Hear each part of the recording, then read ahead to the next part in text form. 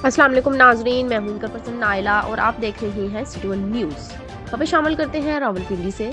All Pakistan private schools management association के divisional सदर और member joint action committee Abrar Ahmed Khan की हदायत पर एप्समा रावलपिंडी और कैंट के general secretary Raja Waseem Saifi, Naeem Akbar, Kamran Zameer, doctor Shahzad और दीगर के साथ रावलपिंडी और चकलाला कंटोनमेंट्स की इंतजामिया से मुलाकात की और स्कूल्स को डीसील करवाने के हवाले से 19 दरख्वास्तें चकलाला कैंट बोर्ड और 4 दरख्वास्तें रावलपिंडी कैंट बोर्ड में जमा करवाई। दरख्वास्तों में मौक़िफ़ इख्तियार किया गया है कि सुप्रीम कोर्ट ऑफ पाकिस्तान के अहकामात की रोशनी में अमल दरामद करते हुए सील किए हुए तालीमी इदारों को फौरी तौर पर डिसील किया जाए।